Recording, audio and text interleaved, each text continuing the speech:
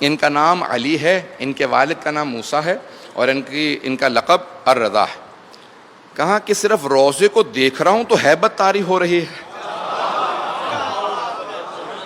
دیکھ رہا ہوں تو ایک ہیبت سی طاری ہو رہی ہے، میں ذرا اندر جا کے دیکھنا چاہتا ہوں، زیارت کرنا چاہتا ہوں۔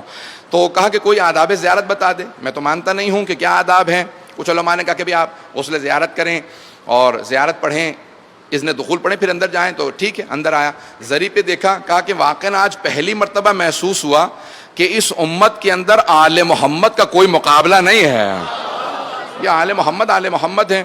لیکن اس نے ذری پہ ہاتھ رکھنے کے بعد ایک جملہ کہا کہ اے علی بن موسیٰ رضا، کوئی امکان نہیں ہے کہ میں ہندوستان جیسے ملک کو فتح کر پاؤں، بہت بڑا ملک ہے، بہت بڑی طاقت ہے، لیکن اگر جیت گیا تو جو کچھ لاؤں گا آپ کی بارگاہ میں ہدیہ کر جاؤں گا۔ آج تک امام کے خزانے میں تخت طاؤس اور نہ جانے کیا کچھ جواہرات موجود ہیں، سب کے سب نادر شاہ نے امام کی بارگاہ کے اندر پیش کیے تھے۔ اس کے فوراً بعد وہ نجف اشرف گیا اور اس نے کہا کہ میں یہاں پہ زیارت کرنا چاہتا ہوں۔ سب لوگ سننا چاہ رہے ہیں؟ جب وہ نجف اشرف پہنچا تو اس نے فوراً سوال کیا، اپنے گھوڑے پہ سوار تھا، کہ میں گھوڑے پہ سوار جاؤں زیارت کے لیے یا میں گھوڑے سے اتر جاؤں؟ تو اب کچھ لوگ مولا کے چاہنے والے تھے، کچھ،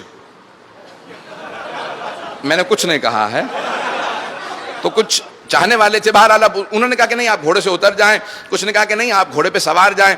تو کہا کہ نہیں، اختلاف کیوں ہے آپ لوگوں میں؟ تو ایک نے کہا کہ بھی وہ بادشاہ تھے، وہ اپنے زمانے میں خلیفہ تھے، وہ انتقال کر گئے ہیں، شہید ہو گئے ہیں، اب آپ ابھی بھی بادشاہ ہیں تو گھوڑے پہ سوار جاؤ۔ اس نے کہا نہیں، اب جب اختلاف ہو گیا تو قرآن کھولو، جو قرآن کی فعال مجھے بتائے گی، تفاعل بالقرآن کر لیا جائے، قرآن سے سخارہ کر لیا جائے، جو قرآن کہے گا اسی پہ عمل کروں گا۔ تو ایک مرتبہ اس نے ایک عالم کو بہت مانتا تھا کہ ذرا وضو کر کے فوراً میرے لیے قرآن کھولے۔ انہوں نے قرآن کھولا تو آیت نکلی، فَخْلَعْ نَعْلَيْكَ يَا مُوسَىٰ إِنَّكَ بِوَادِ الْمُقَدَّسِ طُوًى، اے موسیٰ تم وادی مقدس میں آ گئے ہو، جوتے اتار دو، اپنے نالین اتار دو۔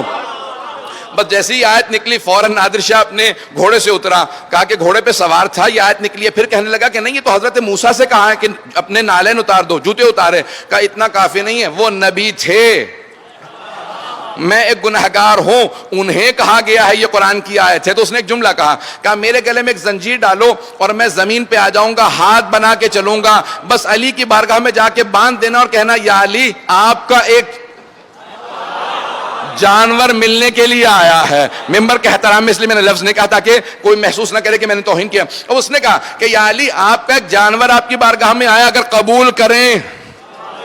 جیسے پہنچا اس نے زیارت کی، بہت رویا۔ جب باہر نکلا اس نے ایک صحن ہے مولا کے باب توسی جہاں پہ ہے، وقت گزر رہا ہے، وہاں پہ اس نے دیکھا کہ بہت سے لوگ زمین پہ بیٹھے ہیں، کسی کی آنکھ نہیں ہے، کسی کا ہاتھ نہیں ہے، مختلف لوگ جو ہے معذور۔ کہ یہ کون لوگ ہیں؟ کہ شفا لینے آئے ہیں۔ کہ میں ان سے ملنا چاہتا ہوں۔ ہادی کون ہوتا ہے؟ ہدایت کیا ہے؟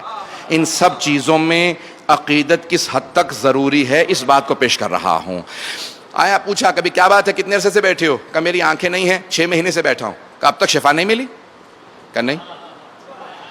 دوسرے سے پوچھا کیا بات ہے؟ کہ میرا پاؤں خراب ہو گیا، معذور ہو گیا ہوں۔ کہ پھر؟ کہ 8 مہینے سے بیٹھا ہوں۔ کہ شفا نہیں ملی؟ کہ نہیں۔ سب سے پوچھتا رہا کہ اتنے مہینوں سے بیٹھے ہو؟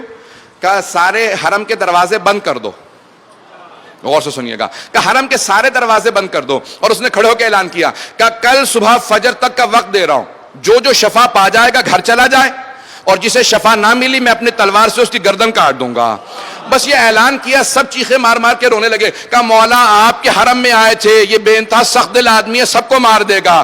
صبح اٹھے اس نے کہا ایک ایک آدمی کو خود اپنی آنکھوں سے دیکھوں گا، کسے شفا ملی کسے نہیں ملی، جسے دیکھتا تھا شفا یاب تھا، جسے دیکھتا تھا شفا یاب تھا۔ وقت نہیں ہے،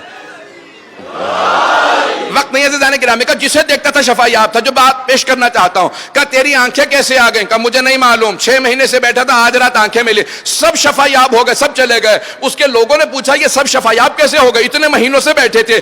کہ علی دینا نہیں بھولے تھے، یہ مانگنا بھول گئے تھے۔ کہ علی دینا نہیں بھولے تھے، یہ مانگنا بھول گئے تھے۔ میں نے ایک رات میں سمجھا دیا، جب جان پہ بنتی ہے تو مانگنا آ جاتا ہے۔ کہ جب جان پہ بنی تو ہر ایک مانگنا سیکھ گیا۔ کہ علی دینا عطا کرنا